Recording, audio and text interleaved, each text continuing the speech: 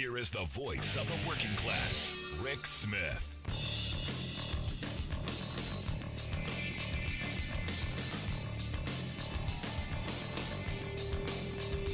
And welcome, brothers, sisters, working class heroes. This is the Rick Smith Show.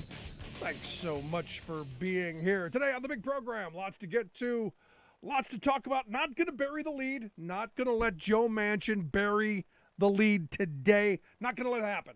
No. And I'm so tired of Joe Manchin right now.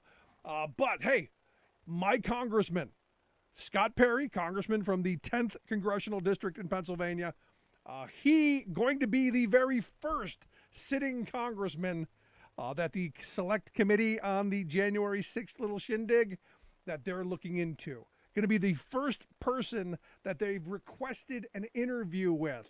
I got to imagine a request would come with something else if he denies it. But they're saying, hey, we'd like to know what communications you had with the White House and with the chief of staff and all of that through your Signal app. You know, that app that, keeps everything, encrypted that nobody can get a hold of because you might not want people to see your treason. Now, again, I'm not saying he committed any crimes just yet, but I do believe as a sitting congressman, we should know what he was doing on that day. And he should be forced to turn over those communications, especially considering the day that it was. So that an important story. Didn't want that to get buried in all of the Joe Manchin stuff, because this is the real important stuff as well. We got to get to the bottom of it. Also, quote of the day, Sarah Palin, the gift that just keeps on giving, kind of like herpes. She had her comment on Sunday, a big conservative shindig in Arizona. Throngs of cheering folks there when she said, and it's, it'll be over my dead body that I have to get a shot. I mean, let that sink in for a second. They're so dug in on this. We're not getting vaccinated. We're going to literally go to the grave with it, and proud of it. I mean, that's the part that I find really kind of interesting, that we're stupid, we know it, and we're willing to die for our stupidity. And look, we're going to see another wave, a big wave, very predicted, because of, these folks. Because again, you look at any hospital across this country that's filling up with folk, it's the unvaccinated more than anything. Now, what we found out today, because of the Center for Disease Control and Prevention, they have pointed out that Omicron, now the dominant variant, that was quick. Wasn't it just a couple of weeks ago that we got the very first case? Just a week ago, it was like 12%. Now up to over 73% of the new cases are the Omicron variant. They say highly transmissible. And they're bracing for a large wave, a giant surge, or as the one guy said, a viral blizzard. That is coming. And look, the administration's doing what they're trying to do to get people vaccinated. Saying, hey, the best defense we have really in this moment, get vaccinated, get your boosters, shows the help. Probably going to keep you out of the hospital. May even keep you not dead. Just a thought. This way you won't have to go, over my dead body, I'm going to live. And speaking of Arizona Republican Representative Andy Biggs, he was on Fox News responding to Joe Biden, saying that all Biden really wanted is, to control people. He said, quote, it gets to the notion of what this has been all about, and it's about control. Biden wants control. So his minions like Fauci was on saying, from now on, you're going to have to wear a mask on the airplane forever. He added that this kind of outrageous conduct is a method to try and create an other, to create people to hate, to create people to ostracize, that allows them to claim control. No. We stay away from people who are sick. We isolate those folks who are going to make the rest of us sick. This isn't about control. This is about safety. There's a huge difference. Now, this may be how you would use it, But that's not the reality of what the rest of us are going, hey, there's a proven way to go about helping us stay from having giant, surges and having our hospitals fill up and having, again, mobile morgues rolling through our streets. And that's getting vaccinated and getting your booster. And I'm generally not someone who jumps on the, hey, we got to get a flu shot or got to get this. I'm generally not. This, according to the experts that I speak to, this makes sense. Now, I'm actually waiting for the day when the Biggses of the world or Sarah Palin's and the rest of them start saying that, this was all planned out by the Democrats. They created the division so that people wouldn't get vaccinated. Kind of a, one of those, when your mother told you, you shouldn't do something or you should do something thinking you would do the opposite. This is, I guess, the childish mentality here. Some kind of political ploy by the super masterminds in the Democratic Party to not get Republicans vaccinated so they can die off. Like this state senator from Washington State. His name is Doug Erickson. Doug died at 52 years old. Young guy.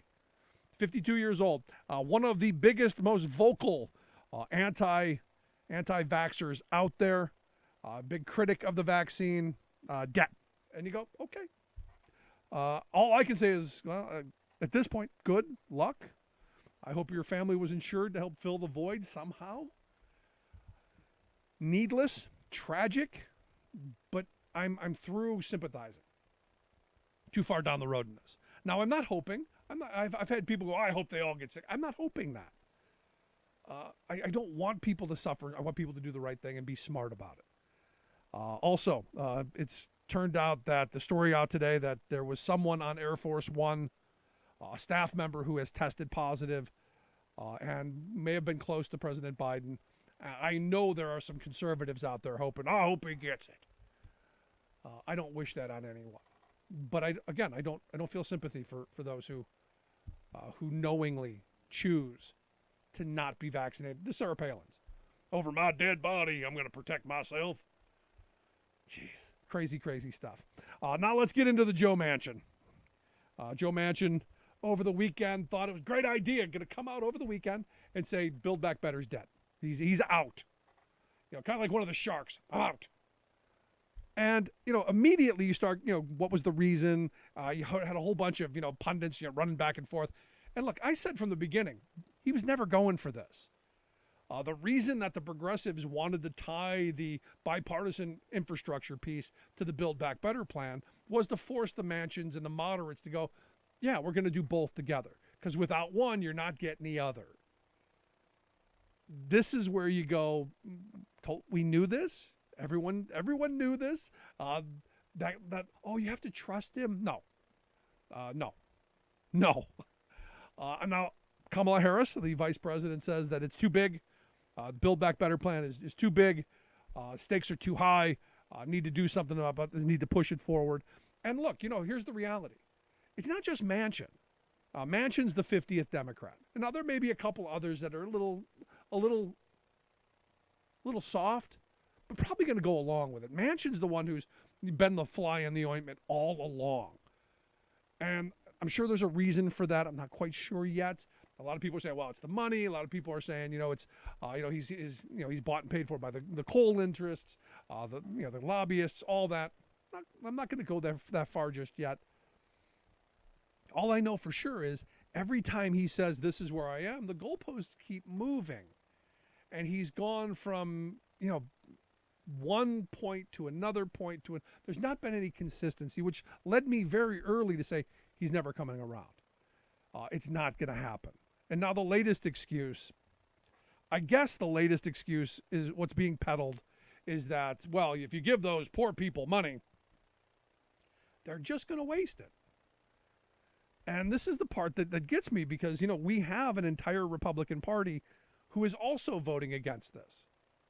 Also voting against all of the things that would make working people's lives better. And yet I don't hear anybody really going after the Republicans. Now, look, the Democrats have a problem. They're ripping themselves. This is ripping them apart. The progressive wing's no longer going to trust the moderate wing. This is not a good scenario. But, this is a big but, If they can pull this around in the new year, maybe there's some hope. I'm not sure.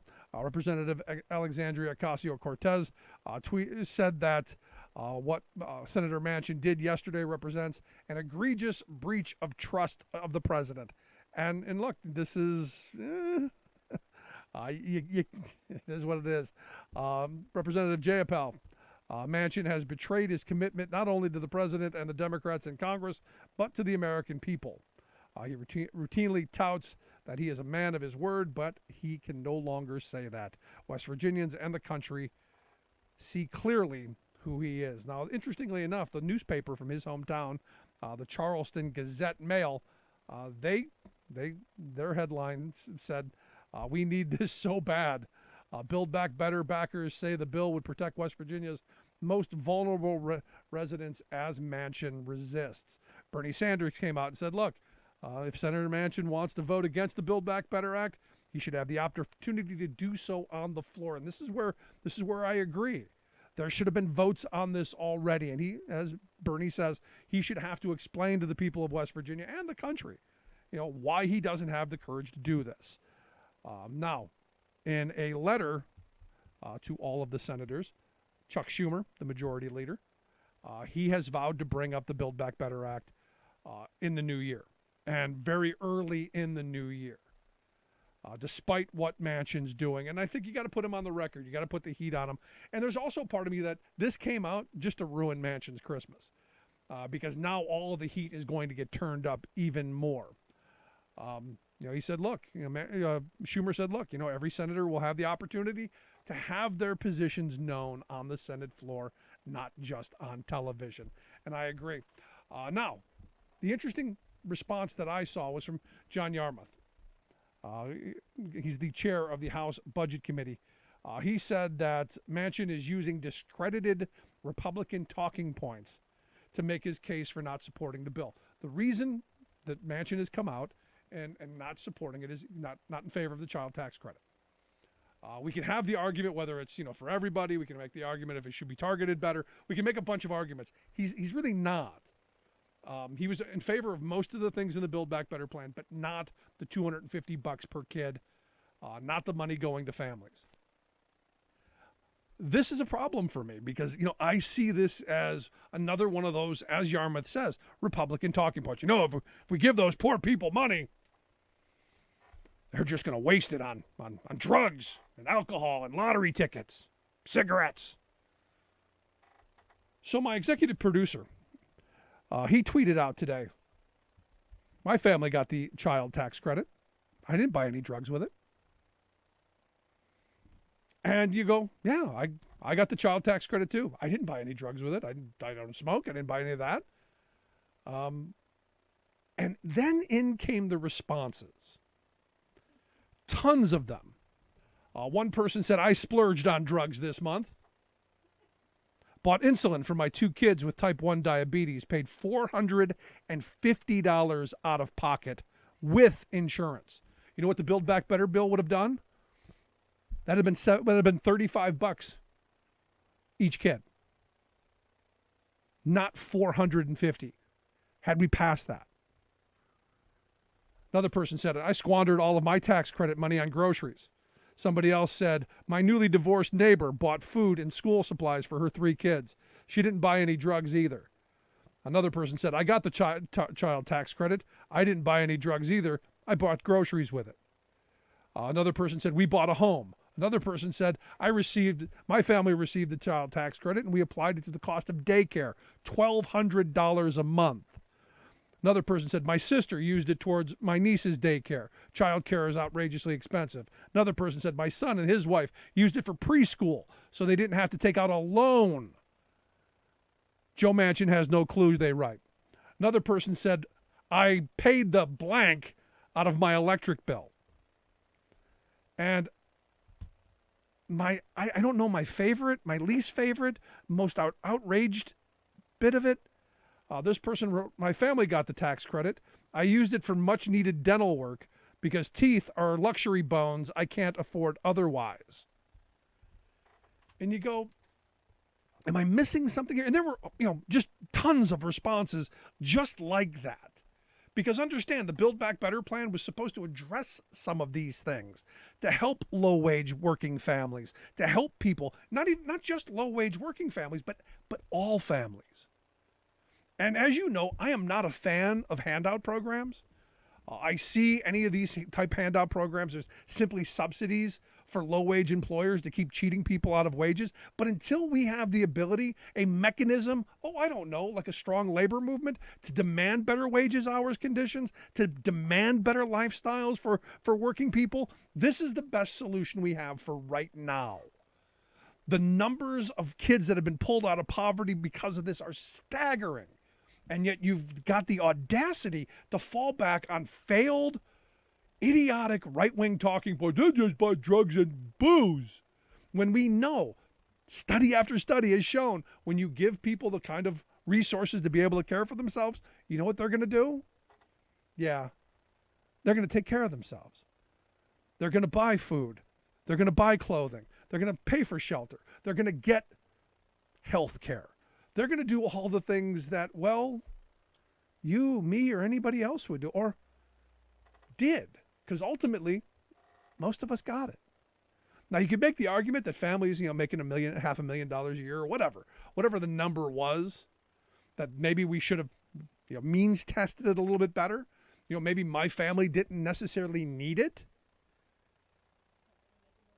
Not that I make $1 million. Thank you for that. Maybe we could have had that conversation, but a flat no, we're going to pull this out is just insane. Now, for you people who go, well, the economy, Rick. Goldman Sachs today. Goldman Sachs, they swiftly moved its economic outlook downward because of the failure to pass the Build Back Better plan. Why? Because it means less people having money in their pockets to be able to afford the things that they need. It means less money going through the economy. It means less economic activity. And, days before Christmas, thank you, Joe Manchin. Insane, crazy stuff. But I'm curious, what'd you do with your child tax credit money if you got any? Email me, rick@thericksmithshow.com. I'm going to take a quick break. When we come back, Bill Scher is going to be here to share some thoughts on, what this is about. Maybe if there's a silver lining on the other side. Right back after this. Stick around.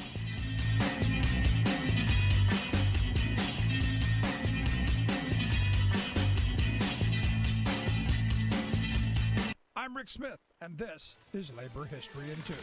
On this day in labor history, the year was 1915. That was the day the 1,000,000th Model T rolled off the Ford assembly line in Highland Park, Michigan, near Detroit. Henry Ford started Model T production 7 years earlier. For nearly 20 years, the Tin Lizzie served as the first affordable vehicle, opening up travel and leisure to a new middle class. Ford refashioned the packing house conveyor to develop the assembly line. Before production moved to the sprawling modern River Rouge complex, the Highland Park plant was considered the factory that changed the world. Ford's ambition to produce cars for the multitudes extended to his workers. As part of his campaign to beat back organizing drives by the industrial workers of the world, Ford instituted the $5 day at the Highland Park plant. For auto workers, buying a Model T even with the $5 day was not so easy. The $5 day actually amounted to $2.34 in wages and an additional $2.66 a day in profit sharing if Ford determined the worker was actually living right. Investigators from his sociological department visited workers in their homes. The routine intrusions into the personal lives of workers away from the job included determining spending and cleanliness habits, whether they drank or smoked, whether they were married or single, the state of the workers' marital relations, and family values. Workers who failed these home inspections were given 6 months to shape up or be fired. Ford ruled young single men, women, and blacks completely ineligible from the wage program. For a time, employee turnover plummeted and production increased. But wartime inflation and deteriorating working conditions all but killed the $5 day, which ended in 1921. Welcome back to the Rick Smith Show. Now, here is Rick Smith.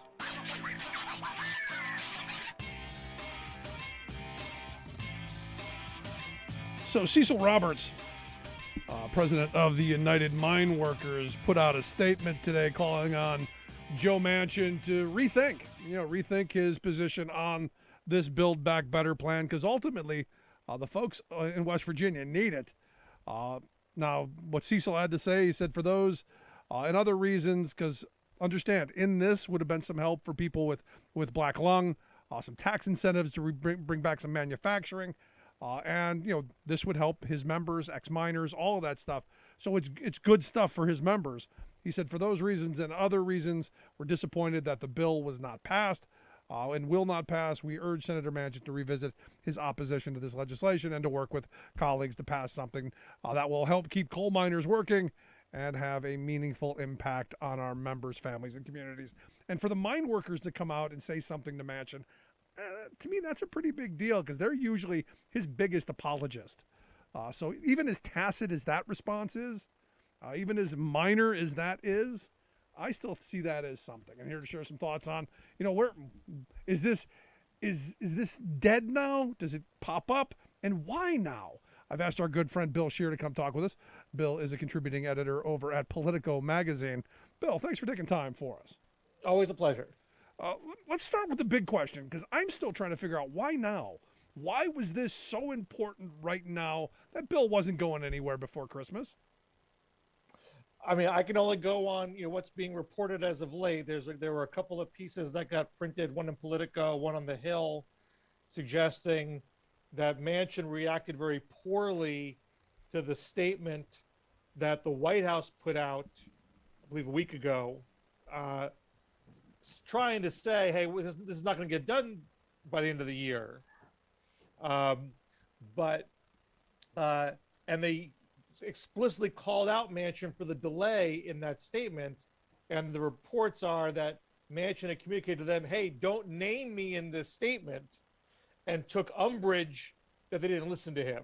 And so then committed this retribution by dumping all over the bill on Fox News Sunday. Yeah. So the question is it really a fundamental substantive disagreement that cannot be resolved, and that's a bit more personal in nature, or is it intertwined with the fact that they do have substantive disagreements and they're not prepared to actually resolve them? Yeah, the part that I get quite carried out just quite yet. Yeah, the part that I don't get, and you've been doing this a long time, I don't get why all of this public fighting. Why aren't they locked in a room hammering something out so that you're not seeing this division in public? Because there was just a poll done here that said, what was it, 4 in 10? I guess say Democrats and Biden have done less than was expected, and I think your response to that was, when you want to do the big things, when the bar is so high, I get it, but this isn't. I guess my problem is doing this kind of stuff in public is only making that things aren't getting done image worse. Or am I missing something? I don't think you're missing anything, and what I don't understand on top of that, I mean, at this stage of the game, Manchin has all the leverage. And that's been pretty clear for weeks now. Progressives try to jam him by holding the infrastructure bill hostage. He didn't blink. Sinema didn't blink. Finally, Pelosi and Biden said to the progressives, look, suck it up, pass the infrastructure bill. Trust me, we'll get to Build Back Better. Very next thing, we'll get the 50. And progressives said, fine. And from that, at that point, it was very clear that progressives were not drawing any red lines as to what was going to be in Build Back Better. Right. Already for the past 2 months, while progressives were holding infrastructure bill hostage, Build Back Better was getting cut down. And progressives weren't saying no, they're just saying we're ready to compromise, but let's do them together. Now we're not doing them together. But whatever it is, Manchin, we'll do it. So Manchin doesn't gain leverage with delay. He has all the leverage. All he has to do now is say, look, Joe Biden, this is what I can do, and this is what I can't do, and that's that. And why can't we have that? Why can't that already be done? That should have been done already, and that should have been moved, a month ago. Well, from what we just saw today in the Washington Post was Manchin gave Biden a $1.8 trillion offer that had universal pre-K for 10 years. And his whole thing is he doesn't want short time frames. He wants long time frames, so there's no question what cost what. He was going to do a universal pre-K for the whole time. He said he was going to do most of the climate stuff. He was going to maintain, I believe, the enhanced subsidies for the Affordable Care Act, but he did not want to do the elevated enhanced child tax credit, which is a very expensive item over a 10-year period. And from what we can glean, that made the Biden people pause because they didn't want to give up child tax credit so easily. And that seems to be where the impasse is. But that seemed to be an advancement in their understanding of their positions. It didn't deserve a nuclear bomb dropped by Joe Manchin at this point. They just quietly work out these remaining differences. Right. No, but here's the weird part is, that child tax credit is by far the most popular in it. Even Republicans are going, yeah, that actually did help. I've had some Republican friends go, yeah, that was actually helpful. And the numbers that we see in reducing childhood poverty and doing some of the things that it have done to help families, generally I am opposed to handout programs on any level. I'm someone who believes that these are generally just subsidies for low-wage employers, but we don't have a mechanism to get people the wages they need to be able to support their families. This seemed like a good short-term fix until we get someplace. Can you handle a wonky response for me? Yeah, go ahead. So here's the tricky thing about child tax credit. It's as it's currently situated, it's very expensive. Yes. It's $100 billion a year through 2025. And because Donald Trump elevated the child tax credit in his tax cut bill, but the Donald Trump boost has its own expiration date of 2025. So it was, if I remember correctly, I think it was $1,000 a child before Trump, and it went up to $2,000 with Trump, and with Biden, it's now $3,000 for 6 and up kids and $3,600 for kids below 6. So it goes below $2,000 in 2025. So they maintain the $3,000 to $3,600 in the so-called out years. Right. It's even more money. It's $200 billion a year. So you start costing it for the 10-year time frame, it gets really, really, really expensive. In fact, CBO had it down to $1.6 trillion on child tax credit alone in the 10-year window.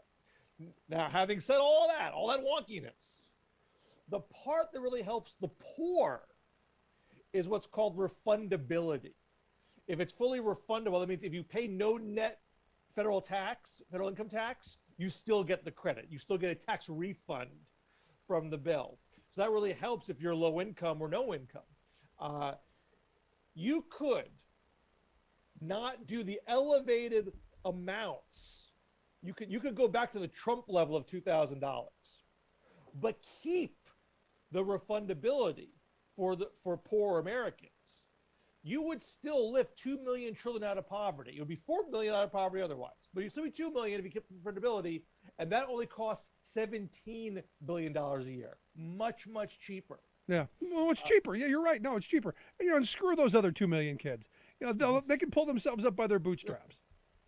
I mean, I don't want to be, that, callous about it. But I mean, we're on the verge of where we're getting nothing, where we're going to lose all 4 million kids. This gets cut off literally in 2 weeks. No, and I agree. But here's the part that I'm struggling with. There's part of me that goes, this is such a popular piece. And I was thinking about this today. Maybe, okay, fine, give Manchin his way. It's taken out. And then you bring that as a standalone bill and you make Republican voters are very happy with what they're getting. Make 10 Republicans come around or 11 Republicans have to come along. Now, they won't, but there's got to be a way that you start moving some of this stuff and holding them accountable too, because in all of this, we're focused on Manchin and the Democrats, and nobody's talking about the unity of the Republican Party against any of this stuff. Well, honestly, this is one of my frustrations with how this whole year has gone.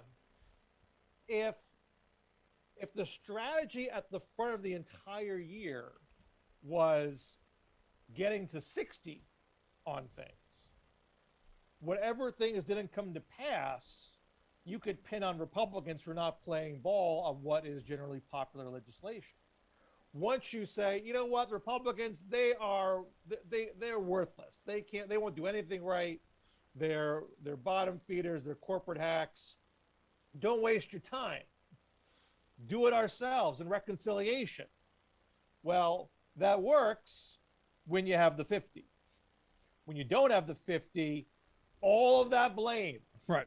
all of that failure is solely on your own shoulders. And look, the Democrats are quite one vote short here, but it's a close but no cigar situation. And now you're in a consummate classic circular firing squad because Democrats put all the burden on themselves. And look, Mitt Romney has said he's for some version of a child tax credit. I mean, there are Republicans who've made some inklings here. They didn't like the Democratic version of it. But you could have gone down that path with child tax credit in particular and raised the expectation that Republicans can and should be part of that. And if they fell down the job, you can go to the voters in 2022 and say, hey, you want this? Get rid of these guys. Yeah. How mortal of a wound is this if they don't get it passed?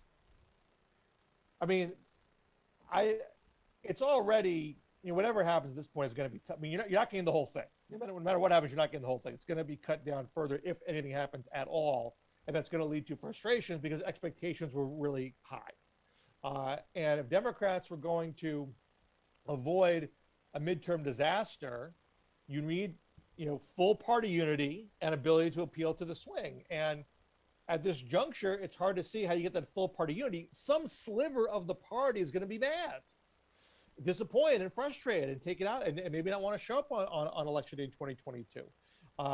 And if you're going to beat the odds, because most president's parties lose some seats in a midterm election, yeah, the margins are so narrow, even in a really good scenario where Democrats, a lot of things are going right and the pandemic's lifting and inflation's coming down and they pass Build Back Better. I mean, you could do that and lose only 6 House seats, which would be, historically speaking, fantastic, but you'd still lose the House as it stands today.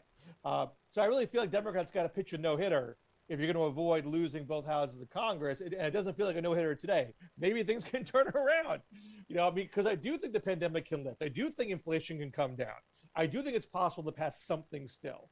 But it does feel harder to feel optimistic when you have this level of dissension and frustration going on. Yeah, it just feels like the dugout is, they're having a brawl in the dugout. You're listening to The Rick Smith Show. We're here with Bill Scher.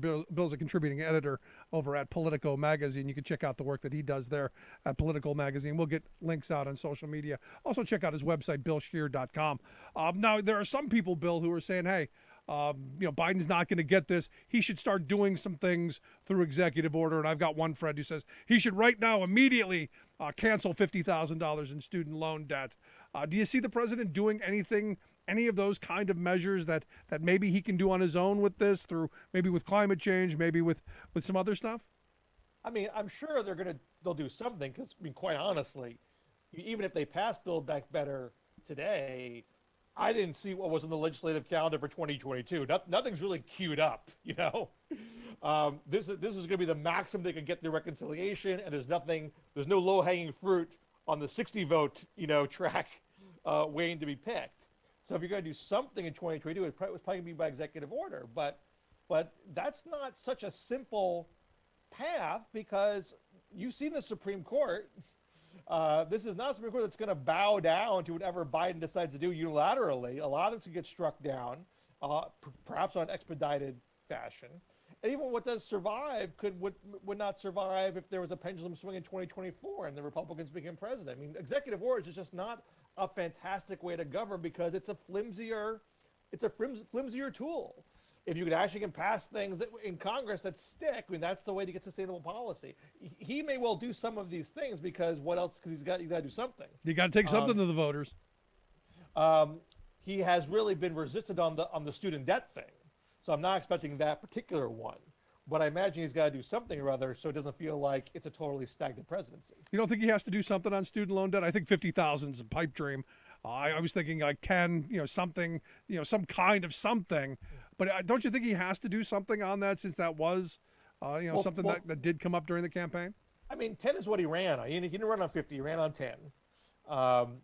But he's been reluctant to suggest that he can do it by himself. I don't know what his lawyers are telling him. I'm not steeped in the law myself on this. He seems reluctant to do something that's just going to get smacked down by the courts. So I imagine it's whatever his lawyers are telling him. I imagine that's as far as he's going to be willing to go. Yeah. Last question, and I didn't ask you at the beginning. Did you buy drugs with your money? Did you get the drugs? Did you get the right drugs?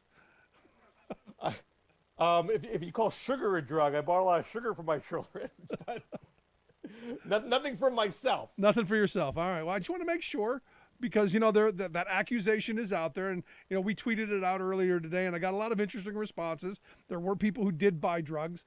Some of them bought insulin for $450, which again, the Build Back Better plan would have helped with. But I'm just curious where you are. As always, Bill, I appreciate the time. Really great talking with you, my friend. You too. Take care. Good stuff. Bill Scher. Again, make sure you check out his work over at Politico magazine. Also his website, billscher.com. Seriously, I look at this, and the reality is there's so much that we could be fighting over that would be so much more beneficial than this. This whole pie fight should have never seen the light of day. And my problem is, and this is a leadership problem in my view. This is Schumer. This is the administration. This should have been hammered out behind closed doors. This should not have been the pie fight that it's turned into. And this could be harmful next year, because over the summer we should have been passing this stuff so that next year it's fully in people's minds. Come January 15th of next year, there's going to be no check for families to help put food on the table after Christmas. There's going to be nothing, and that is going to be a problem. Now there's talk, we'll put it in, you'll double it up the month. We don't know you're getting anything. And that is a problem. I'd love to hear your thoughts. Did you buy drugs? If you did, what kind? Or did you do like most people did? It just absorbed into the budget, helped put food on the table, helped keep the lights on, helped keep the kids, with school supplies and all that. You can email me, rick@thericksmithshow.com. We'll take a quick break. Right back after this. Stick around. You listen to The Rick Smith Show. We're working people. That's all.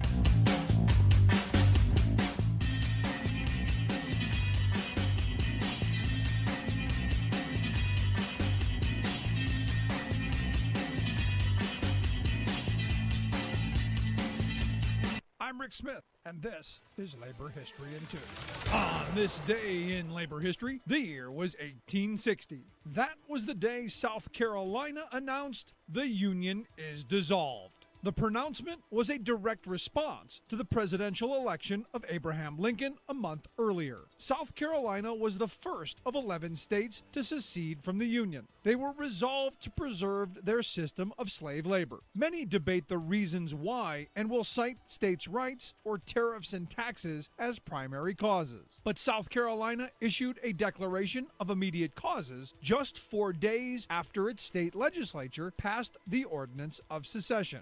According to James Lewin, author of The Confederate and Neo-Confederate Reader, this declaration opposed Northern states' rights of refusal to support slavery. It stated that there was, quote, an increasing hostility on the part of non-slaveholding states to the institution of slavery, that the Northern states had failed to fulfill their constitutional obligations by interfering with the return of fugitive slaves to bondage. South Carolinians were also upset that they could no longer travel to Northern states with their slaves in tow. They were furious that New England states allowed black men to vote. This declaration complains that Northern states have, quote, denounced as sinful the institution of slavery. They have permitted the open establishment among them of societies whose avowed object is to disturb the peace and elloign the property of the citizens of other states. They have encouraged and assisted thousands of our slaves to leave their homes, and those who have remained have been incited by emissaries, books, and pictures to servile insurrection. Other Confederate states would craft similar documents. The Civil War to end slavery would begin in Charleston, South Carolina, the following April.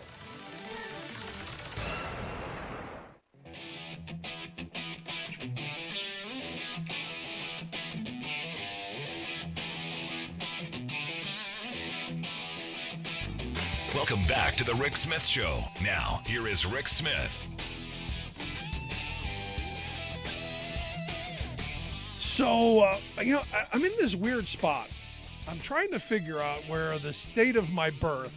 I grew up in Cleveland, Ohio. That's where I was born and raised. And it wasn't a crazy place when I grew up. Granted, I lived in a very poor area. I grew up a minority in a minority community. But politically, they weren't insane when I lived there. Somehow when we moved, Ohio just became kind of a crazy state. And I'm going, when did Ohio merge with Texas? How is it that you've gotten this kind of insanity still politically moving around? And the reason I say this is I'm now looking at Ohio as possibly the next state to pass the abortion hunter bill. The bounty bill, where, hey, if you know somebody, you can cash in. And I'm going, I don't get it. But I guess this is what gerrymandering does to a state. Even a once decent state like Ohio. And here to share some thoughts on the craziness that's going on, I've asked Susan Tebben to come talk with us. Susan's a reporter at the Ohio Capital Journal, ohiocapitaljournal.com, the website there. Susan, thanks for taking time for us. Hey, Rick, glad to. So, like I said, Ohio used to be a fairly reasonable, sane, rational state, not too horrible. What's going on? What is going on?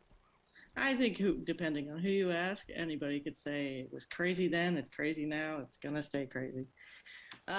What you're seeing is a lot of, and if you're referencing Texas, I'm guessing you're referencing the abortion bills. So you're seeing a similar bill here, which some, Planned Parenthood, the advocates are saying is worse than the Texas SB 8 bill.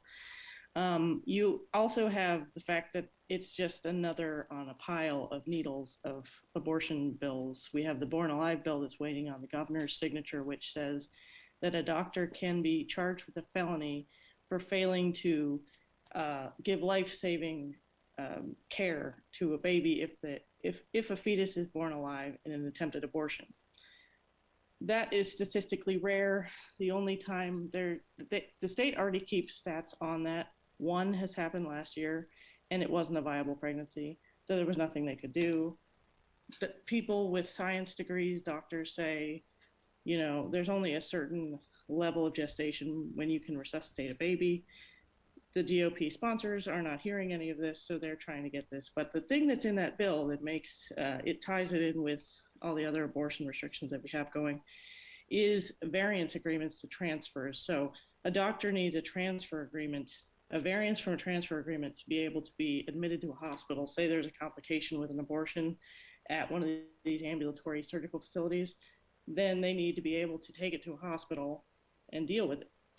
There's only a few of the abortion clinics that have these variances. Well, now in this bill that's waiting for the signature of the governor, it says any doctor that is tied up with a public institution, like say a medical school with the Ohio State, can't have one of those variances, or they will lose their license. They could have things happen to them.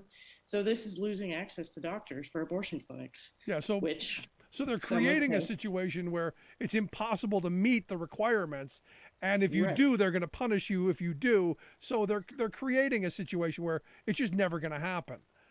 Exactly. And I'm of the mindset, and look, I'm personally not someone who's in favor of abortions. I don't think it's my right to tell you or anyone else what you can do with your body.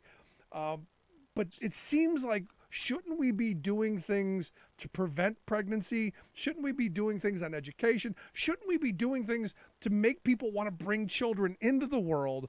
Better jobs, better wages, health care, education, go down the list of all of the things that we could be doing on a positive level to say, yes, we are pro-child. We want to bring them into the world, instead of going, no, we only want them popping out. And when they do pop out, screw them. They're getting nothing. No education, no health care, no $250 a month to help them stay out of poverty. It just seems like priorities are kind of screwed up. Mm-hmm. You're thinking about this too logically, Rick, I think. But the GOP says that they're doing all this. They're trying to help with education. They're trying to help with all this stuff. But yeah, that is the main argument of many opponents to this: is you're not doing anything to help after the baby's born. The mortality rates in Ohio for especially Black women and Black babies and people who get pregnant in this state are very low, and some of the lowest in the country. So there's that argument is definitely out there that you want us to have these babies, but you don't want to take care of them afterwards. Yeah, I mean, it's crazy. It's crazy that this is where we are, and that people are so dug in, and you go, you can't have a rational conversation on this issue. I've said from the beginning, I'm not pro either side. I'm pro safety. I don't want people dying in alleys. I don't want people getting botched abortions. I'm pro safety. I don't want my daughters to have to live through what their grandparents had to live through. It should, I go back to the, safe, legal, and rare argument. But with education and policies that are going to help us move all families forward, it's insane to keep arguing over this issue when we could solve so many other things. Right, and you're talking about the party of law and order, right? And the fact is that abortion is still legal in the country. It's still legal in the state, and up to 22 weeks gestation. These things are legal. The problem is they don't think they're morally correct, and whether or not that is up to them to decide, because they're in the supermajority, they say, yes, we can decide these things. We can make these things. So we have the Roe v. Wade trigger bill that says if Roe v. Wade is overturned, then abortion is illegal in the state of Ohio. And we have these things at the ready in case that happens. So they have taken the moral ground rather than the legal ground. Yeah. Now this bounty hunter bill, and does this apply to where, like, if Pennsylvania were still a legal state in the event that Roe does get overturned, and Pennsylvania or not Indiana or Kentucky, no, Ohio, you're screwed. Pennsylvania is your only hope to have a border state that's sane. So let's say you went to Pennsylvania, would they still then hold that person accountable, hold them, criminally liable for going to Pennsylvania to get a legal abortion there, but as an Ohio resident? As far as I know, that Ohio, if you do it in Ohio, it's illegal if all of this passes, yeah. But we have Planned Parenthood people that have said the strategy will be, if we have a ban, we will get ourselves together and figure out how to get these people into other states to be able to get these legal, safe abortions. If we can't do it here, we have to do it somewhere because it's still legal other places. No, and this is where I'm looking at solely the bounty hunter plan of this, where if I know that you went and got an abortion somewhere or did something, I can like in Texas, I can get $10,000 and maybe make a reality show out of it. If you went across state lines where it was legal, but then returned having had that abortion, would that then be a crime in Ohio? Because this is one of those things where you go, wow. I mean, think about the power that they would have over people, because poor women, even if they could get to a safe state, are still going to get screwed. Now, we both know rich women are going to get whatever they need whenever they need it, because that's how life in this country works. But it's poor and working class women who are going to struggle here.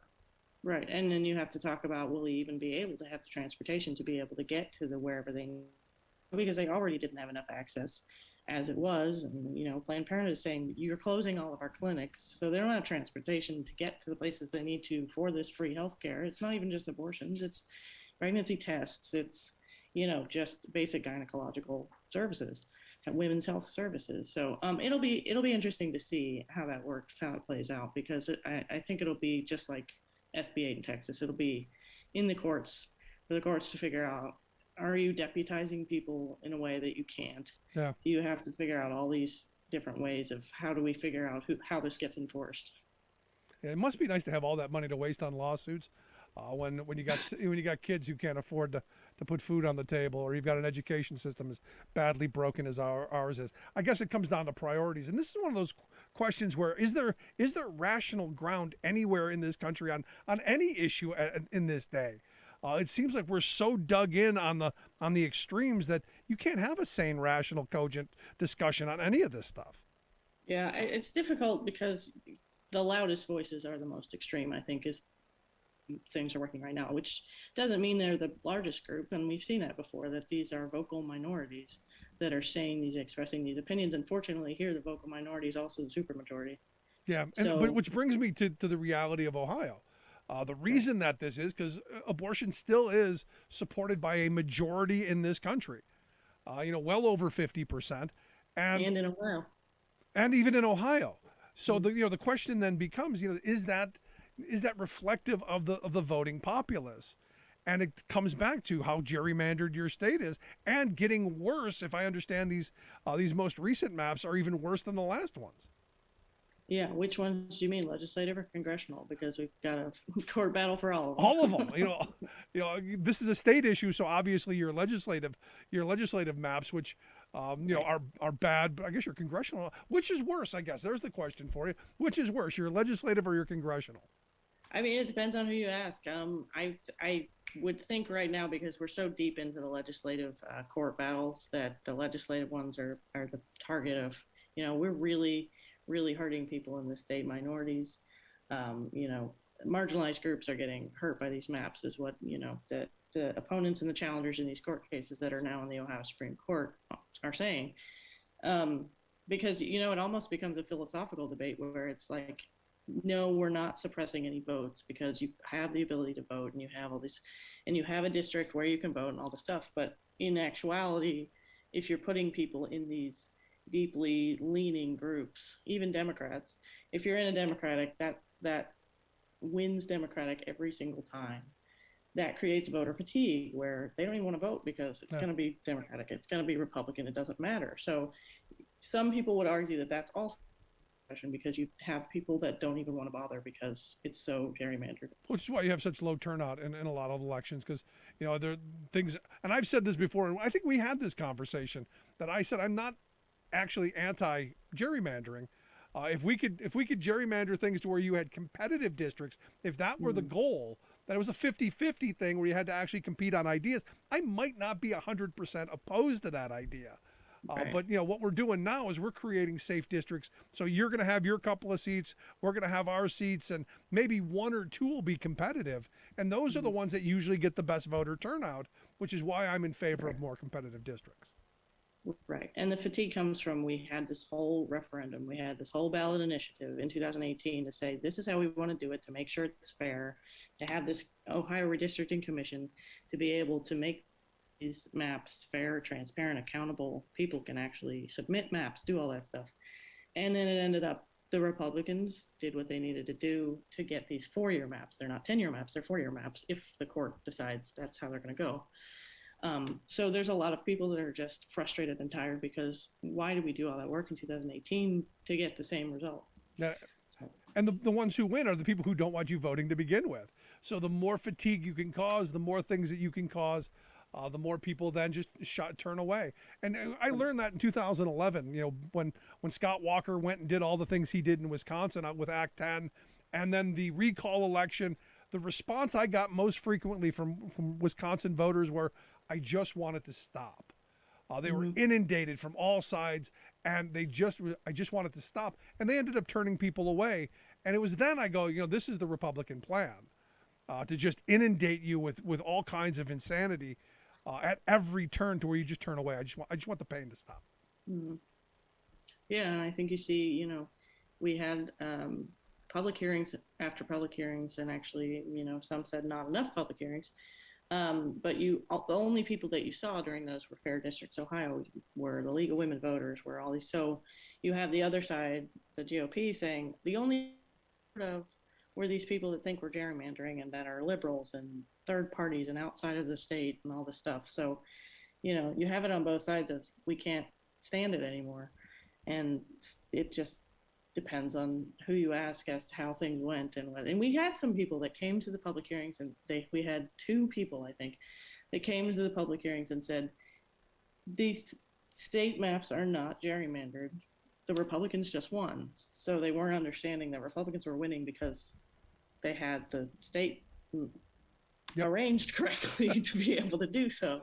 This is to the victor goes the spoils, right? Right, exactly. So if we keep winning, we get to keep cheating, which means we get to keep winning. It's a self-fulfilling prophecy. Right. But they didn't see it as cheating. Yeah. Any chance this corrects itself? I mean, I saw the maps not good. Any chance of Ohio returning to some bit of sanity? Now, look, I know it's not going to become a Democratic state like it was when I was a kid, but it's not as crazy. I've got family still in Ohio. They're not as crazy as what's coming out of that state right now. Yeah, that's the honest truth of it. Really, the state, and lots of people like to say it's a purple state. It's a swing state, and even some Republicans have accidentally said that. It depends on who you ask, but we see splits on all these. Like abortion, we see it's like 49% believe that it should be legal in the state. And so the way it is right now is the Supreme Court is deciding how much of a role they want to have. So do they want to be the ones that draw the map? Do they want to be the ones that say, you have to do this again, you have 30 days, you have 60 days, whatever? Or do we do it federally and send it to a federal court, and the federal judge will draw the maps? So that's where we are right now, is to decide, do we draw these again? Are they fine? Because it was a simple majority. Technically, that was part of the rules. Yeah. So it's all up in the air. I say we just choose a third grader, give him some crayons or her some crayons, weekend class, something, draw a map, bang. That I don't know that it could get any worse. Right. I mean, we have actually had that, and some people said that they were more equal than some of the maps that we've had. So. Of course it was. Out of the mouths of babes and all that.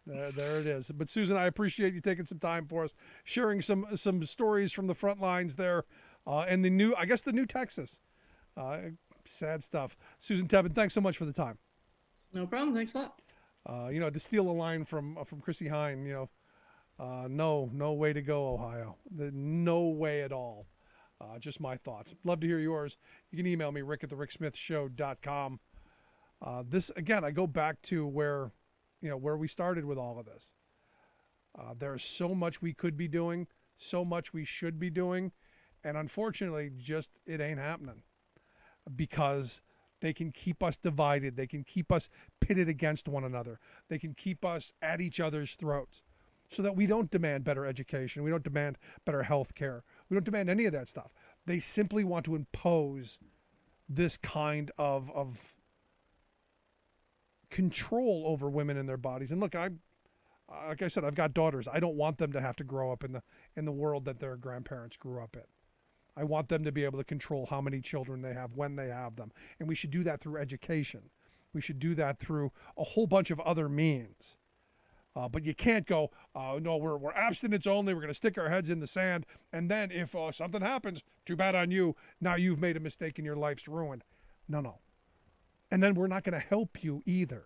That's the insane part in all this. If you came to me and said, Rick, you know what? I'm against it, and we're going to make sure that every child gets education, health care, I'm down the list. You might convince people. But this bounty hunter nonsense? You kidding me? Crazy.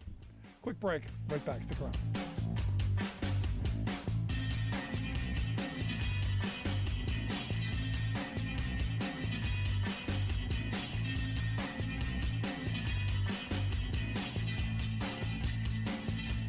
I'm Rick Smith, and this is Labor History in 2.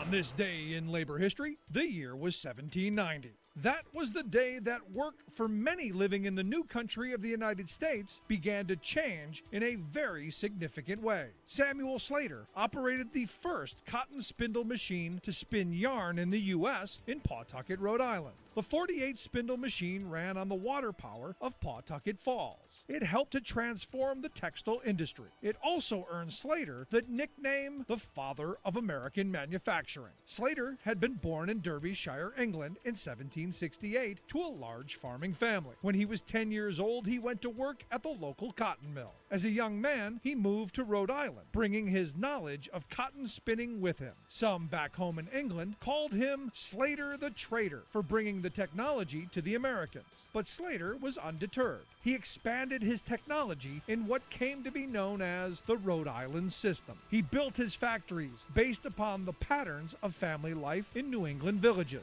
First, he hired children ages 7 to 12 years old to work in his mills. Then he expanded to hire whole families. Entire villages worked in his factories and shopped in his company stores. Others quickly copied Slater's ideas. By 1815, there were 140 cotton manufacturers in and around Providence, Rhode Island. more than 25,000 workers kept the factory spinning. This textile factory system relied on the cotton grown by the slave labor in the U.S. South. Slater had helped to launch the American textile industry. This was the first large-scale industrialization in the United States. This industrial revolution changed how thousands and thousands of people earned a living. Today's Labor History in 2 brought to you in memory of Carol Hillman, a passionate friend of workers and volunteer of the Illinois Labor History Society and The Rick Smith Show. Welcome back to the Rick Smith Show. Now, here is Rick Smith. 1-866-416-RICK, 1-866-416-7425. If you got a question, comment, thought, you can also email me here, rick@thericksmithshow.com. Got an email from Patrice in Los Angeles. Said, I'm listening to the show now, and as you only promote unions as the answer to issues facing working people in the U.S. Then she throws out I think what is kind of a cheap shot. I'm going to take this as a shot. She said, sounds like MAGA thinking to me. We cannot go backwards. Rebuilding old manufacturing structures is backwards thinking and uses taxpayer dollars to train and rebuild the businesses that deserted the American workers for cheaper labor abroad. This is a sort, I guess you meant short-sighted and insane. In my option, we must build anew with the workers and communities owning the workplaces and benefiting from the billions of tax dollars going to infrastructure. You seem to be promoting the old ownership by a few model and settling for getting better working conditions for labor. Love to read your response. Maybe I'm missing something or misinterpreting what you are promoting. No, what I'm promoting is that working people are able to earn a fair living and live that American dream that my grandparents' generation built and made their children and their grandchildren believe possible for themselves and for the future, and through work doing that. Now, I'm a big fan of co-ops. I'm a big fan of employee ownership. Huge fan. Problem is, it isn't done enough. People are undercapitalized. I would agree if we could get capital in the hands of working people to be able to do some of this stuff, but nowhere on this planet is massive large scale employee co-ops the norm, and that partially because the big moneyed interests control most of the industries and have a way of destroying all that. Am I happy about that? No. I wish we had more employee-owned co-ops. Like I said, huge fan. The next best solution is having workers with some power, understanding that class consciousness, understanding that no matter what you do for a living, from swinging a hammer to driving a truck to shuffling papers to Uber to Lyft to whatever, you should have a voice and a say on the job and some bit of ability to share in the profits of your labor. That's always been my position. How we get to that utopian place of families being able to support themselves through their labor, I'm willing to discuss, and I'm willing to think of other ideas. So if you had one, I'd love to hear it.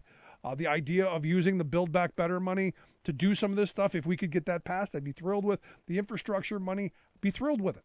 If we could do it on a big scale. Happy, thrilled. Would love to see more, and there are going to be some that crop up around this. There will be people who start businesses, and this will happen.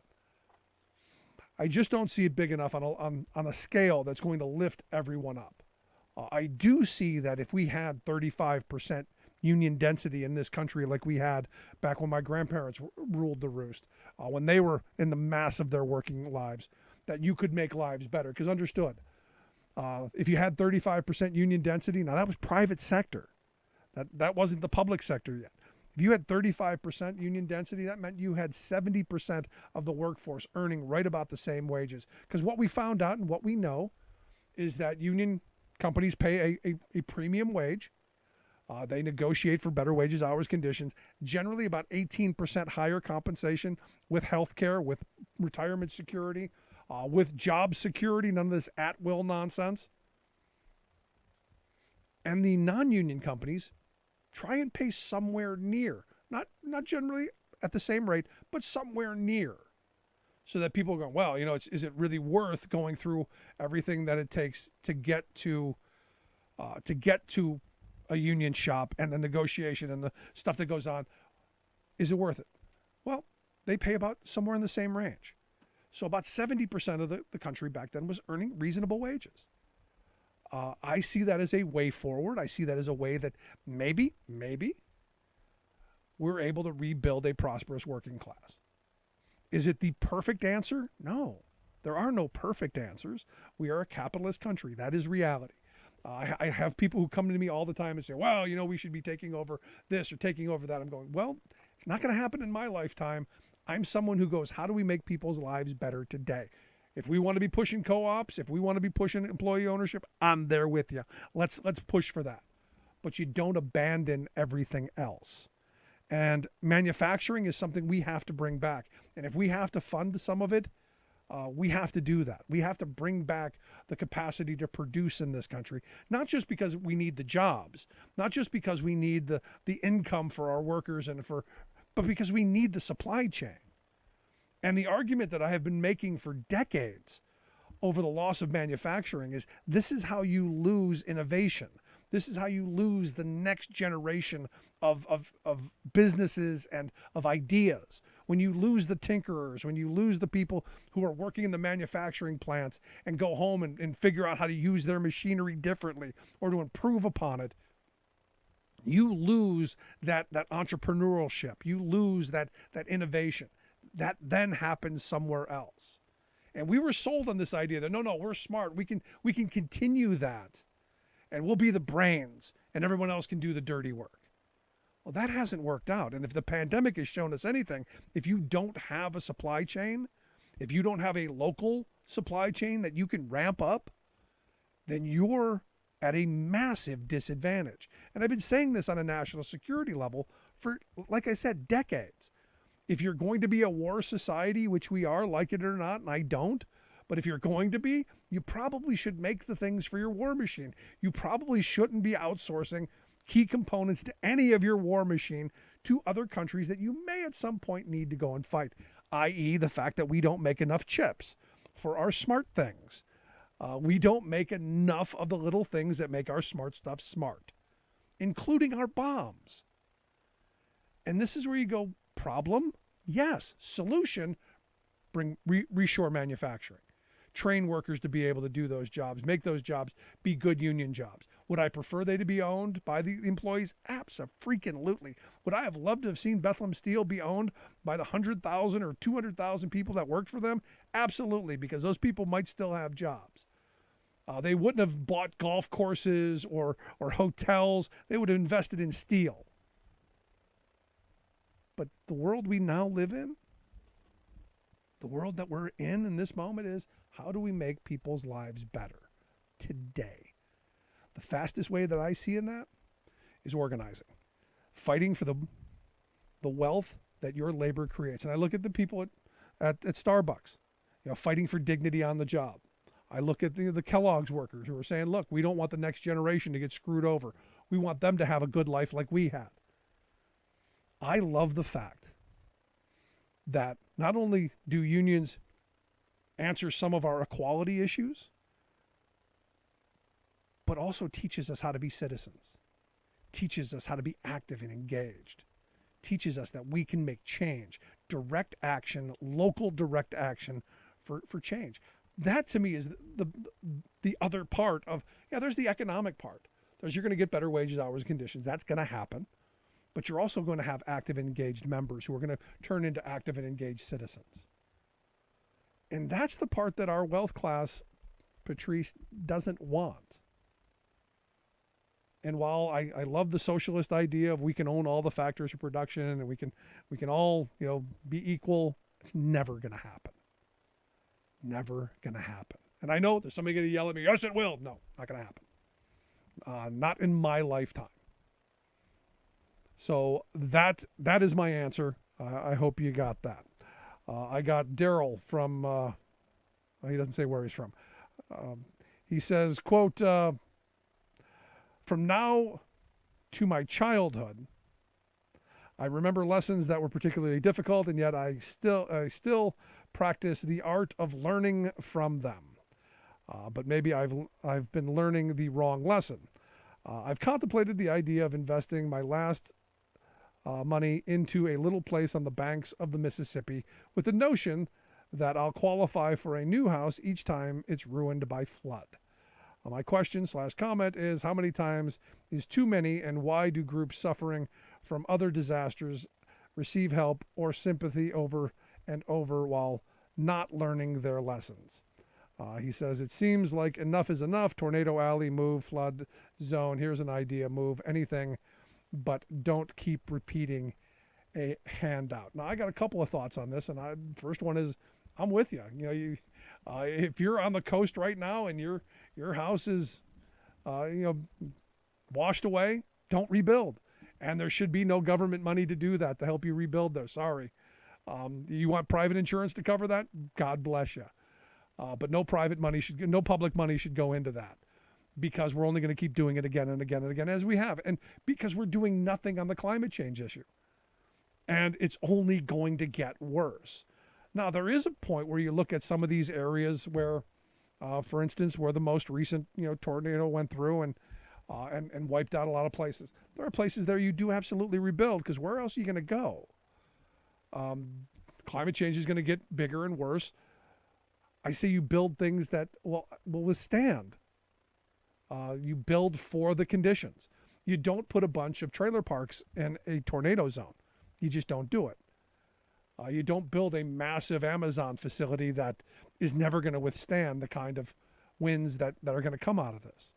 There's got to be some smart building things in this. Now, I understand this question is one of those, screw the poor people. I'm not going there with you. We have to help people who are in this, but we should be doing things smarter. Like, after Katrina, what did they do? They went back and they rebuilt the levees. And they hardened the levees to make sure that, maybe that doesn't happen again. But to build a house right on the river where, the next flood every year comes through and every 10 years it gets wiped out, I got a problem with that. So I guess that's the best I can give you, Daryl. And I hope that was a serious question. Because look, you do this long enough, there's got to be some common sense. And look, I would have the resources to be able to move. The other part of this is most people don't. I look at what happened, through Kentucky and through Arkansas and through there. Most of those people, unfortunately, without help from the federal government, are going to be totally screwed. And ultimately down the road, probably going to be, screwed for, a generation, because they're not going to have the private insurance. And some of the private insurance is going to be able to weasel their way out of it, because it's what they do. My heart goes out to those folks, and we need to help them. We need to donate to programs to help them get through this. But to say, throw them under the bus, no. But talk about, repetitive disasters, things happening over and over and over again. I'm with you on the, it's insanity.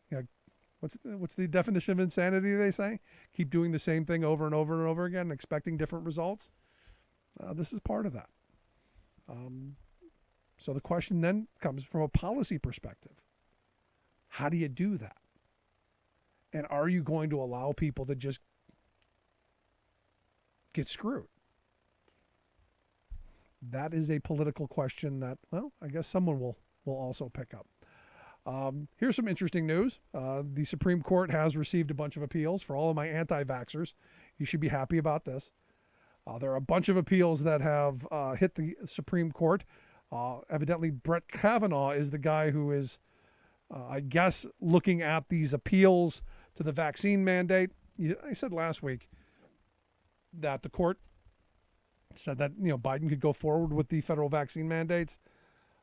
These are a number of Republican groups, a number of Republican states, a number of businesses that want to freeze the federal mandate. Now the Supreme Court's going to weigh in. This, for me, has always been the interesting part. Which way is our corporate Supreme Court going to go? And I don't know. This is the weird part. I've said for a very long time that this is not an ideological court as much as it is a corporate court. Granted, they're going to go, the way they should on Roe and some of the cultural stuff, but ultimately it's been all about capitalism and corporatism. I've been saying for months that the way we get out of this pandemic is capitalism is going to have to decide. Corporate America is going to figure this out, because clearly we're not big boys and girls able to decide how we're going to deal with this. So someone is going to step in. Generally, I defer to a government of, for, and by we the people, where we have some input. But ultimately, corporate America is going to be the ones who's going to have to decide when they start getting a workforce that isn't coming to work, insurance bills that are going through the roof, and potentially workers' comp cases when there's an outbreak. I don't know that they're going to want to continue to get sued. I don't know they're going to continue to want to have to find workers as things get worse, because guess what? It's going to get worse. The line that I've kind of gotten towards, a viral blizzard is coming. I'm interested to see how Kavanaugh and the Republicans are going to side on this. Will you get two of the six? Because I got to think that the three quote unquote liberals are gonna stick with a mandate, because it has been allowed in the past. It has been something we've done. George Washington did it. So I'm interested to see where Kavanaugh goes with this, and we should know something, I guess, by the end of December, because they've asked the response by December 30th. He's likely to refer it to the full court. This is probably something that is going to happen. I'm interested to see where they decide. And again, here's the question: will the Republicans and the mouth breathers, will they listen to the Supreme Court if the Supreme Court says that the mandate is constitutional? Will the people who are claiming that they're the God-fearing constitutionalists, will they buy it? If this court says, nope, you can mandate this, that will be an interesting thing. Will the guns come out then? Because I've been seeing a lot of stories of guys in their 70s who are angry, who they're well armed and they're ready to take on whatever. Will this be the thing that starts the overthrow? I don't know. It is interesting times. Like they say, may you live in interesting times. I'd love to hear your thoughts. Email me, rick@thericksmithshow.com. I may use it on the program. I do answer all emails personally, unless they're stupid.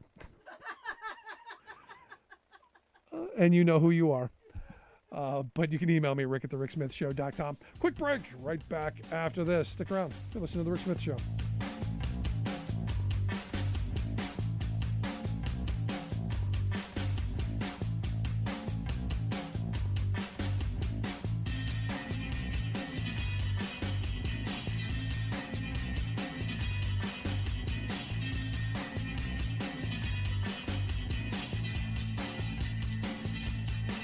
Smith, and this is Labor History in 2. On this day in labor history, the year was 1915. That was the day the 1,000,000th Model T rolled off the Ford assembly line in Highland Park, Michigan, near Detroit. Henry Ford started Model T production 7 years earlier. For nearly 20 years, the Tin Lizzie served as the first affordable vehicle, opening up travel and leisure to a new middle class. Ford refashioned the packing house conveyor to develop the assembly line. Before production moved to the sprawling modern River Rouge complex, the Highland Park plant was considered the factory that changed the world. Ford's ambition to produce cars for the multitudes extended to his workers. As part of his campaign to beat back organizing drives by the industrial workers of the world, Ford instituted the $5 day at the Highland Park plant. For auto workers, buying a Model T even with the $5 day was not so easy. The $5 day actually amounted to $2.34 in wages and an additional $2.66 a day in profit sharing if Ford determined the worker was actually living right. Investigators from his sociological department visited workers in their homes. The routine intrusions into the personal lives of workers away from the job included determining spending and cleanliness habits, whether they drank or smoked, whether they were married or single, the state of the workers' marital relations, and family values. Workers who failed these home inspections were given 6 months to shape up or be fired. Ford ruled young single men, women, and blacks completely ineligible from the wage program. For a time, employee turnover plummeted and production increased. But wartime inflation and deteriorating working conditions all but killed the $5 day, which ended in 1921. Welcome back to the Rick Smith Show. Now, here is Rick Smith.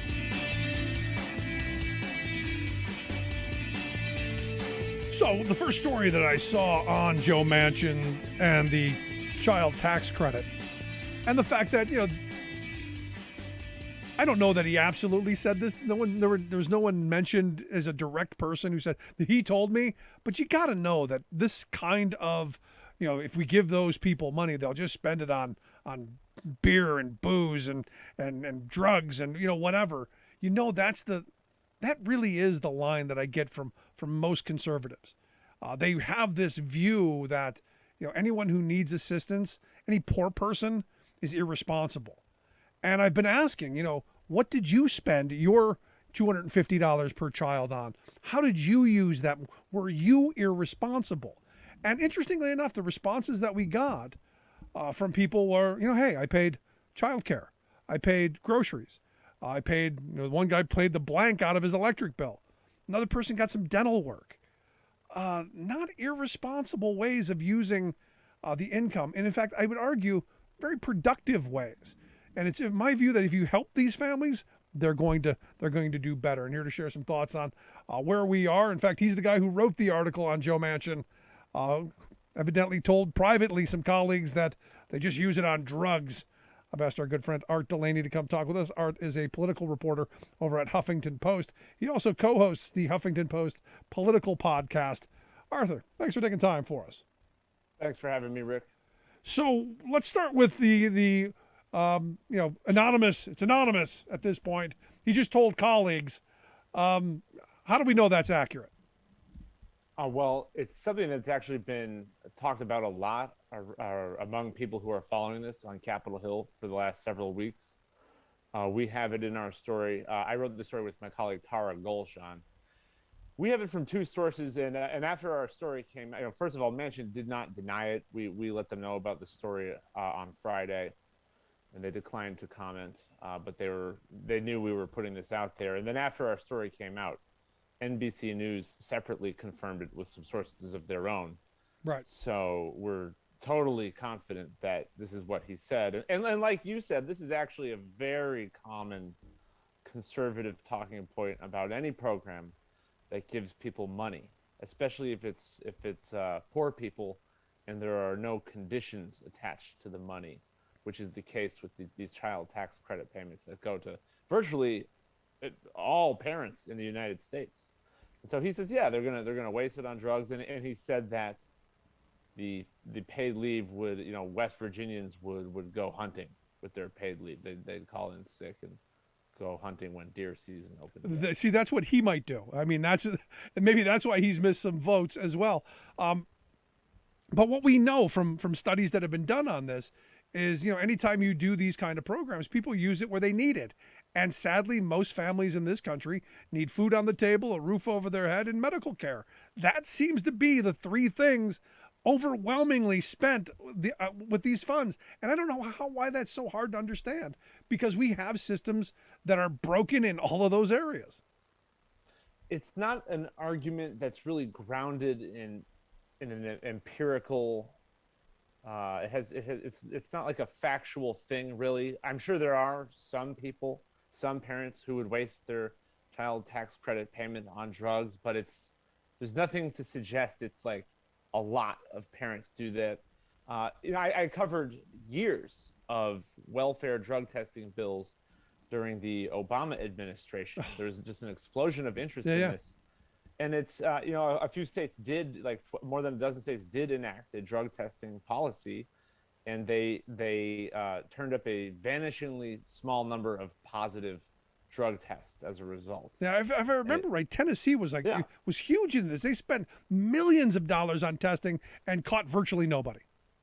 Right, and the whole concept actually went out of style after Barack Obama left office. I don't think that's necessarily a coincidence, but I do think state lawmakers were like, well, we keep people keep pointing out that this costs more money than it saves, when it is ostensibly a fiscally responsible policy. It's something that is supposed to save the government money that would be wasted on drugs, but the testing is expensive and doesn't catch anybody. Now, Manchin's not talking about adding a drug test to the child tax credit. He's just saying No, because we already know that doesn't work.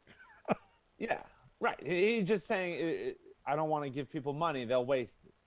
And you can't argue with it. It's just a way of looking at the government that has prevailed among both Republicans and Democrats for decades in this country. It is a very deeply ingrained way of thinking about government spending that actually seems to go out of style. First, there was these drug testing schemes that didn't yield great results for the policymakers behind them. And then there was the coronavirus pandemic, and even Republicans had embraced unconditional cash assistance. They sent checks to everybody. Yep. Twice. Yep. So there was this breakthrough moment, and that's what Democrats seized on to finally enact this monthly child allowance that is a standard family policy in every country in the world that we don't have, resulting in high child poverty. Democrats were like, look, the cat's out of the bag. Unconditional cash assistance is popular and it works. And so we've had it for 6 months, and now we're not going to have it anymore, it seems, because Joe Manchin just doesn't like it for these views he articulated in private, but not in public. Right. And the weird thing to me, it's- Art, I mean, the really weird thing is you said, things come and go out of style, and I'm looking at this tax credit money, and I can't help but think back to Milton Friedman. You know who Uncle Milty was, right? The Chicago school economist that the right just loves because he's the free market guy. He had an idea of a negative tax of giving each person in the country $6,000. So that they could participate in the economy. And it's what eventually morphed into the earned income tax credit that Reagan put into office, so into place. And you go, how is it that like you said, things come into vogue, they come out of vogue, and we never talk about the past and how things have either worked or not worked. This was a very conservative idea.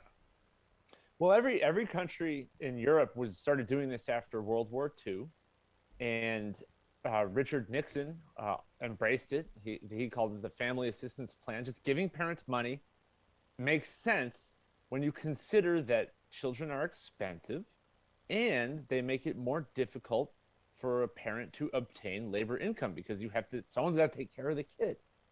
How are we going to propagate the human race by immiserating parents and letting the labor market punish them? People have known this is wrong for a long time.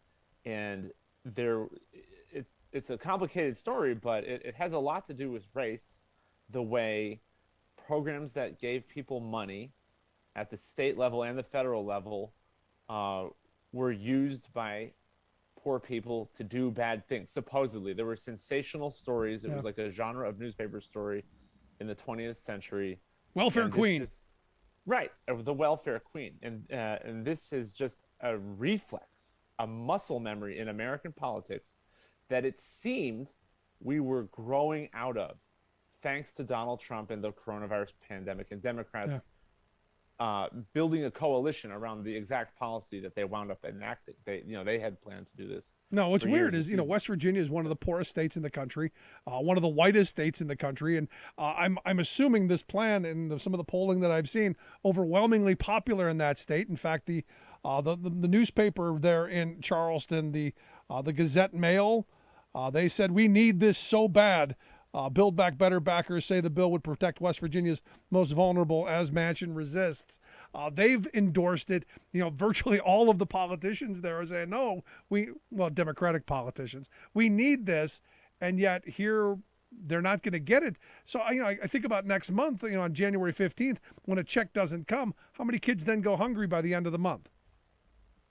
Certainly more kids will go hungry by the end of the month, starting in January, than they did when their parents were receiving this monthly benefit. What a wrinkle here is that there is actually forthcoming a lump sum amounting to half of what they would have received in this year, because the credit started in July.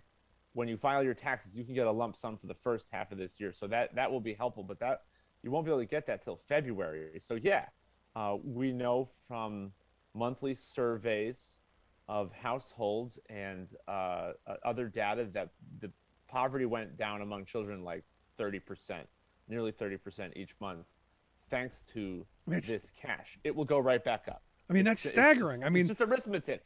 Arithmetic. That is a staggering number when you're talking about, if you're pro-birth, if you're pro-child, you're pro-life, this is something you should be celebrating.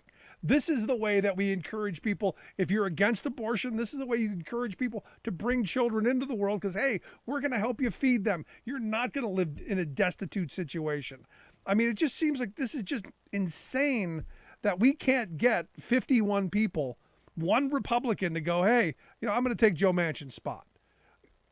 Well, it's funny you should mention it because today there is a Republican in the Senate who does love the concept. His name is Mitt Romney.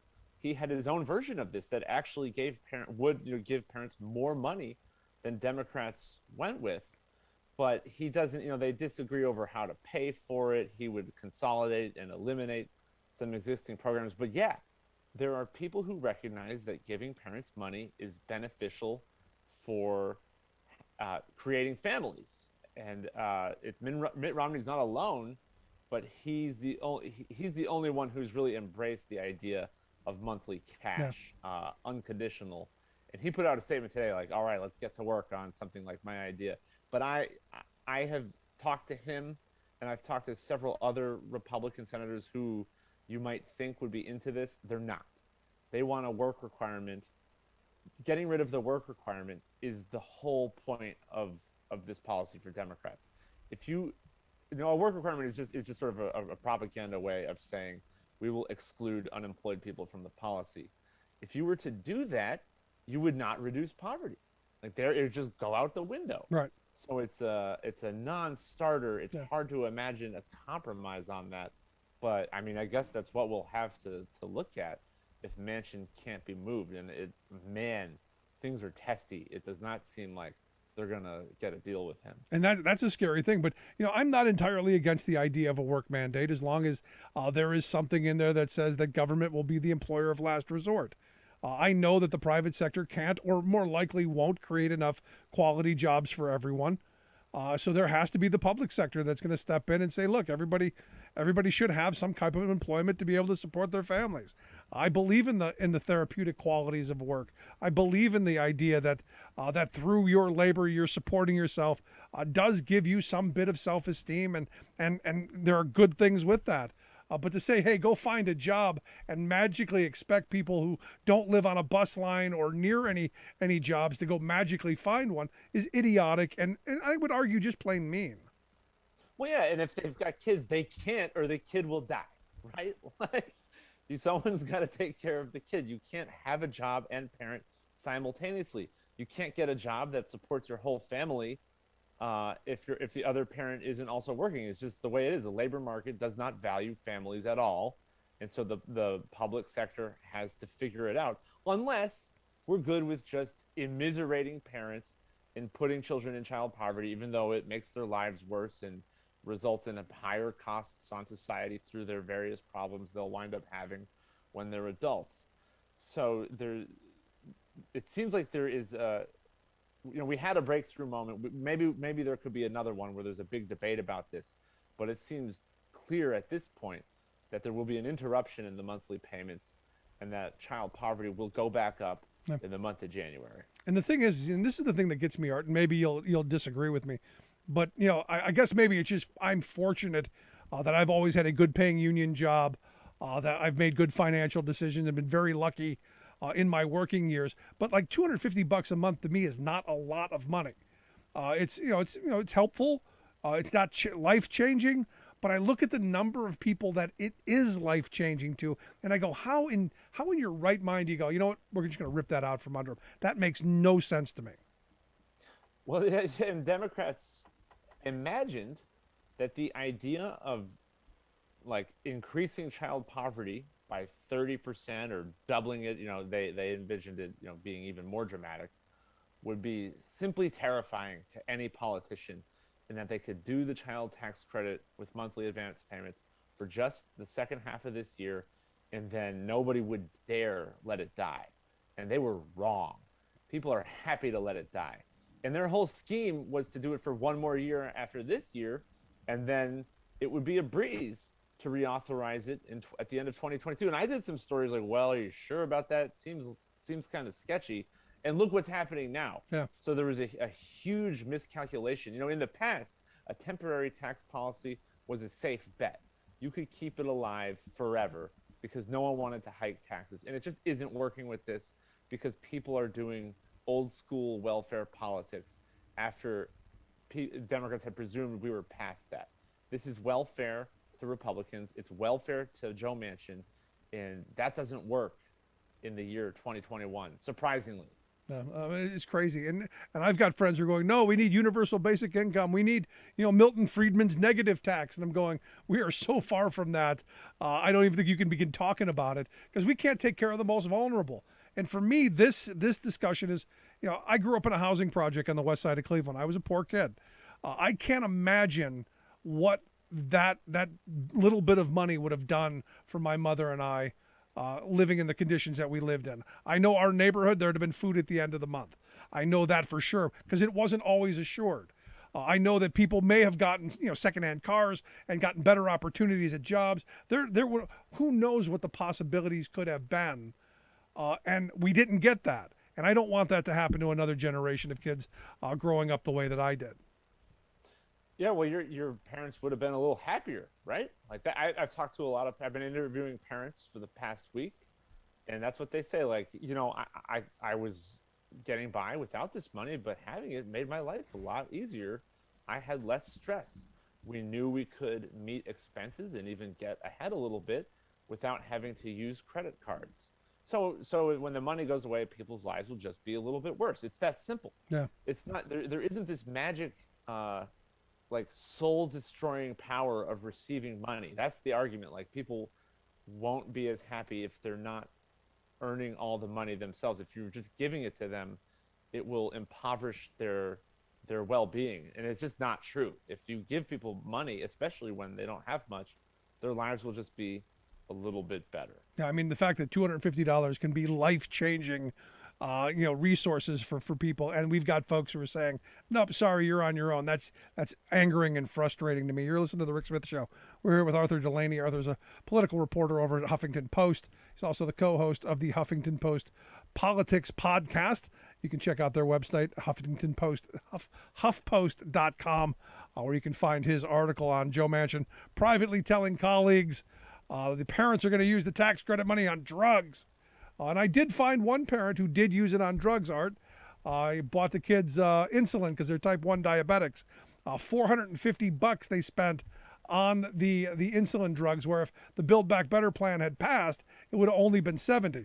So it's just one of those things. But Art, I appreciate you taking time for us. Thanks so much. Thanks for having me. Quick break, right back. Stick around. Carolina announced the union is dissolved. The pronouncement was a direct response to the presidential election of Abraham Lincoln a month earlier. South Carolina was the first of 11 states to secede from the Union. They were resolved to preserve their system of slave labor. Many debate the reasons why and will cite states' rights or tariffs and taxes as primary causes. But South Carolina issued a declaration of immediate causes just 4 days after its state legislature passed the Ordinance of Secession.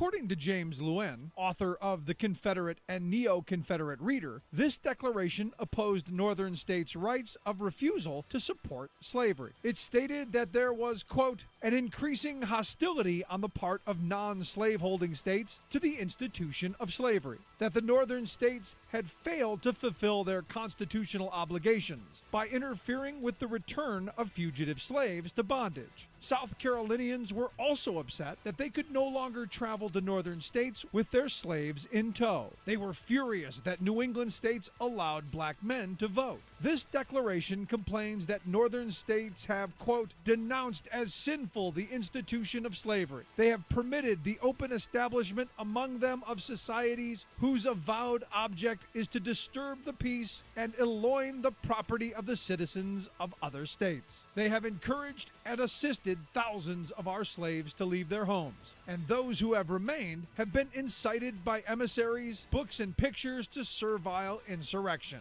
Other Confederate states would craft similar documents. The Civil War to end slavery would begin in Charleston, South Carolina, the following April.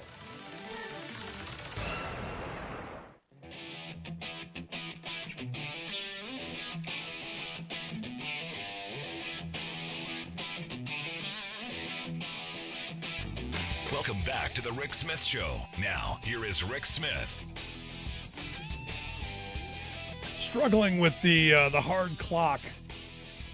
So we almost missed that whole last commercial break, but we got to it. But as you know, in talking with Arthur, you know, the reality is this little bit of money just it's infuriating to me that this could change the lives of kids in this country, and we just can't seem to get it done. No, the reality, I never thought this was going to happen anyway.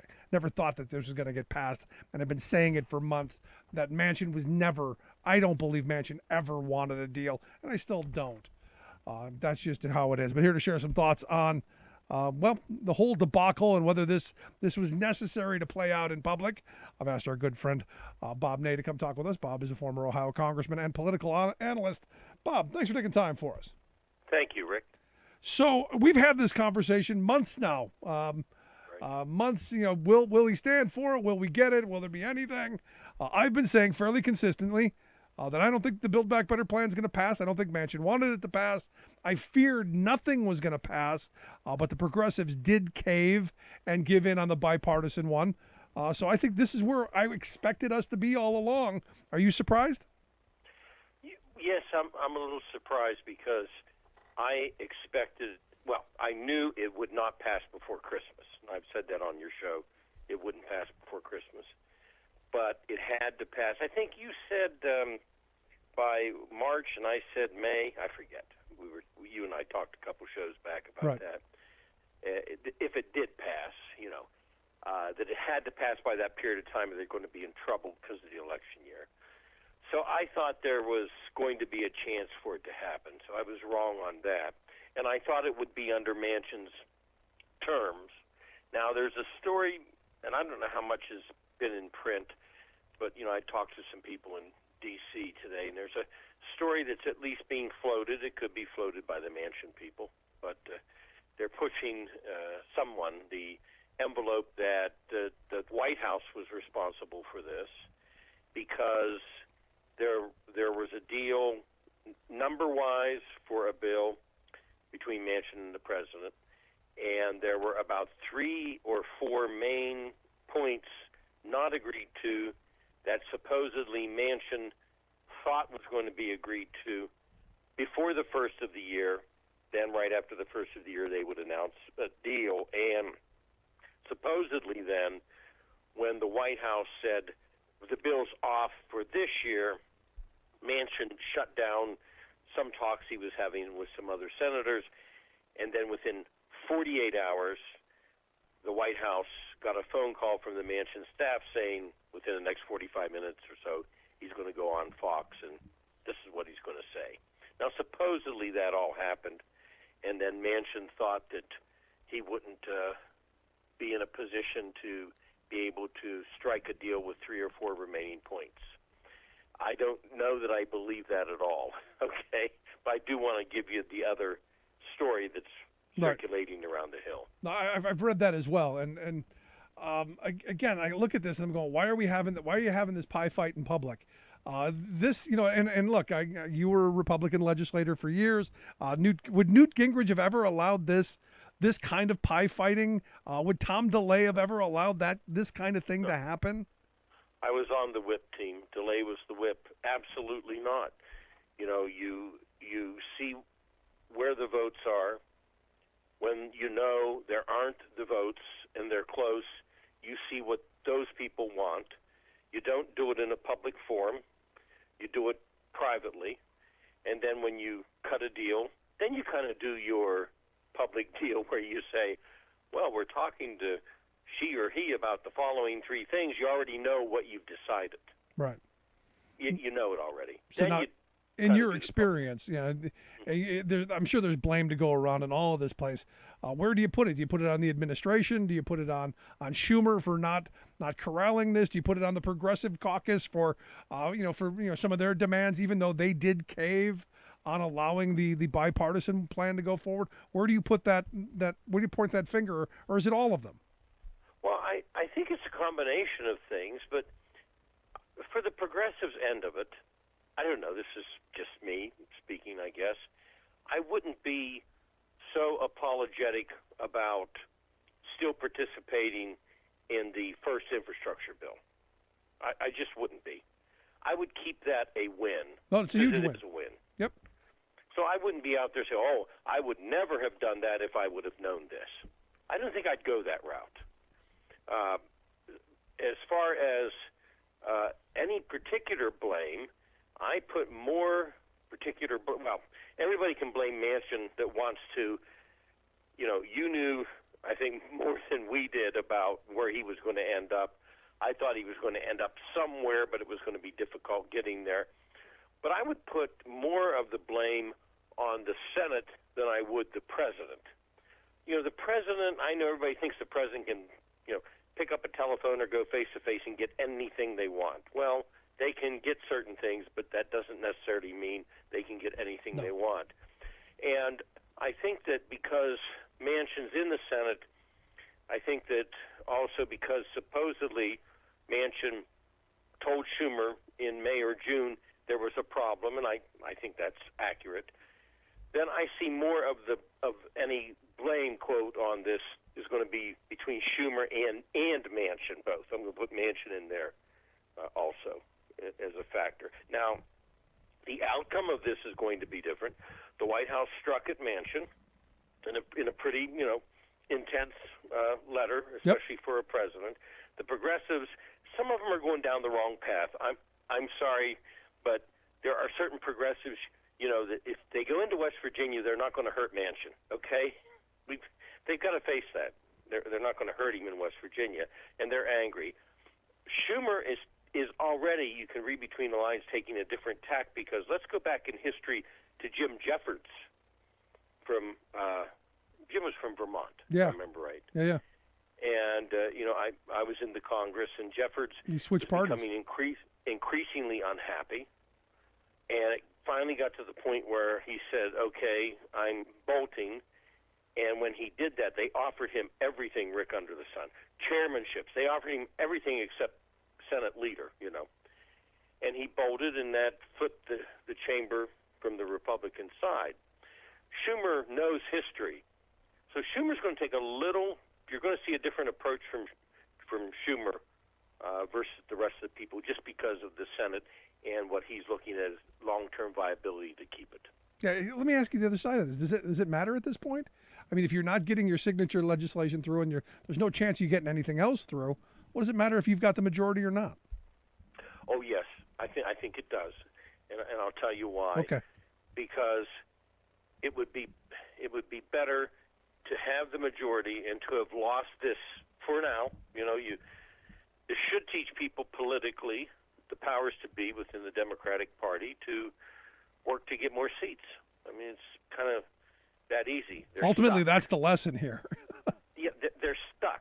There are 50 seats, and they're stuck. And as much as they can say, well, we'll go after Manchin, forget that. He's a hero in West Virginia now amongst, some groups of people. Which is weird because that's a state that needs these resources more than anyone. Yeah, well, he's going to take singular issues. Manchin will say, well, yes, for the insulin, if they had a separate bill, or if it wasn't contained in that bill, sure, I'd vote for it. I mean, he can cherry pick issues out of there. Even when it comes to the child tax credit, despite statistics and despite accuracy, for example, when they did the drug testing, because people are going to sit around and do drugs, quote, while they're getting their children taken care of.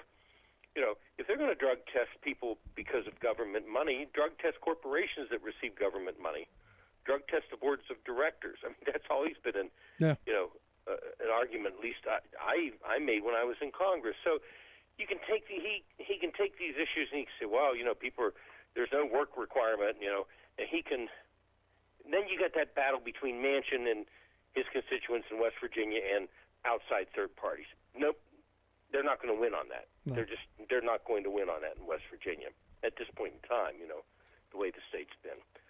So it boils down to it'd be better for Schumer to remain in control, judgeships, judicial nominations, reconciliation bills where they will lump certain issues together. And then, of course, there has to be the hope by Schumer they're going to pick up some more seats. Yeah, they're not. I think you're going to lose the Senate and the House next year, especially if you don't get this done. So last question on this topic. Mm-hmm. Do you see there being, over the holidays, kind of a reconciliation of going, okay, hey, maybe there was some miscommunication. Maybe we throw a staffer under the bus, because that seems to be what the early indication. There was a staffer that said something that may have screwed this up. So maybe you throw the staffer under the bus. We move forward on getting something done. So you got something to run on in 22. I think they might take pieces. I don't think there's going to be a Build Back Better particular bill that everybody makes good and it comes together.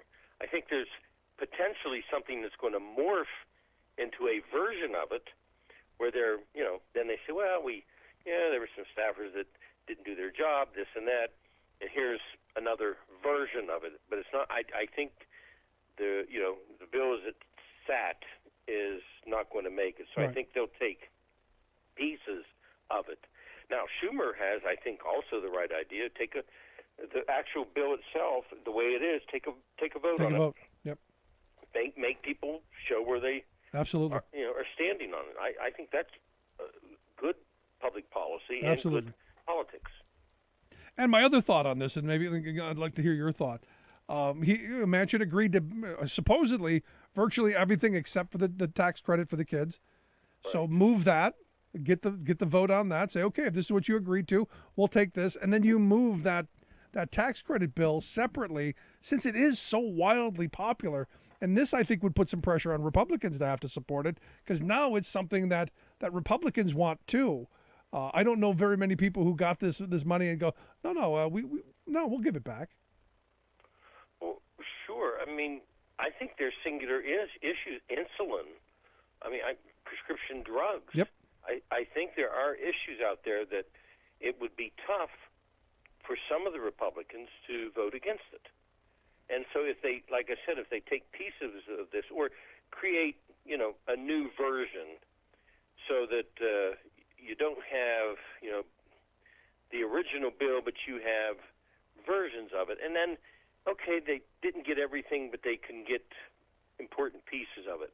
But I think within smaller pieces of the bill with certain issues, I would be shocked if they didn't pick up a couple of Republican votes on it. Again, because it is popular. Sure. Two other things. I wanted to get your thoughts. First, on Sarah Palin's comments. I'm not sure if you saw her comment over the weekend. That she said, it'll be over my dead body that I have to get a shot. Evidently, talking to a crowd of conservatives in Arizona, as Omicron is now 73% of the new cases, and right. The viral blizzard is upon us. Over her dead body, Bob. Over her dead body. Right. She was talking. I can't remember where the forum was. She wasn't on Fox. No, it was in Arizona. She was at some conservative event in Arizona. Right. And she said, over her dead body, which frankly I don't really think these days is a good choice of wording. It may just be. With so many people that have died and so many people that are catching it.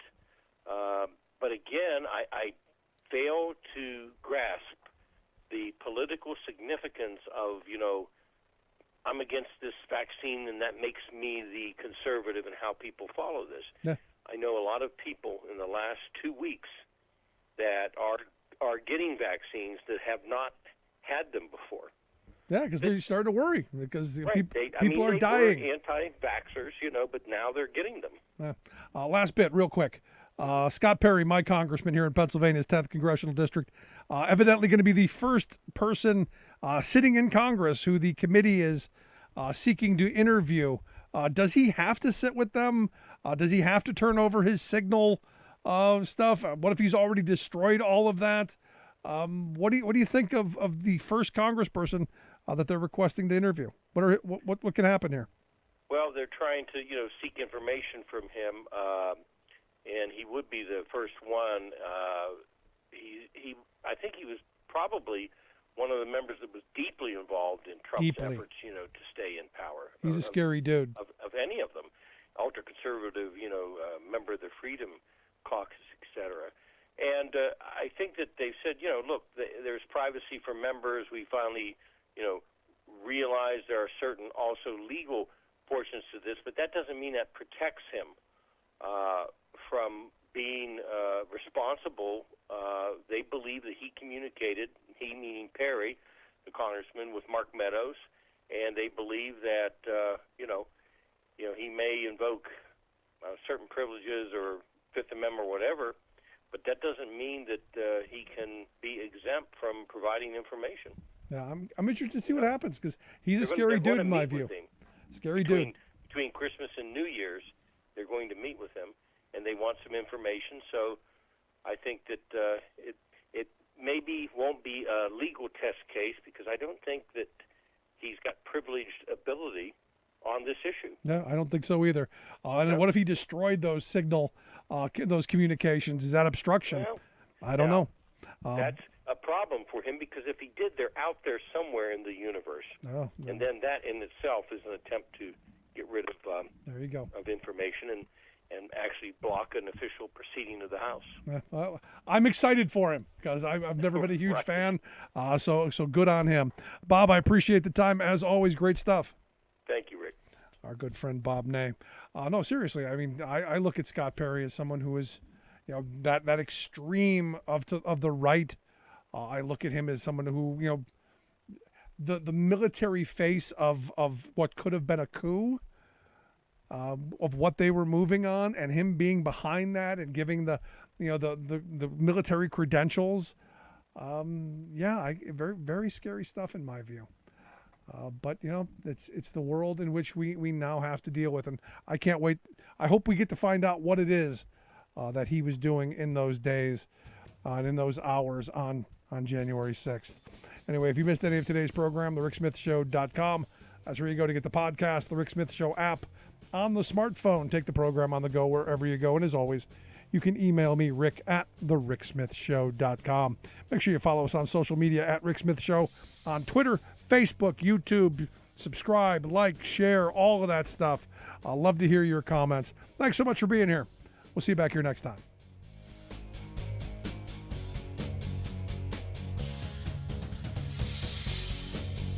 You've been listening to The Rick Smith Show. Email Rick at rick@thericksmithshow.com. Until next time, this has been The Rick Smith Show, where working people come to talk.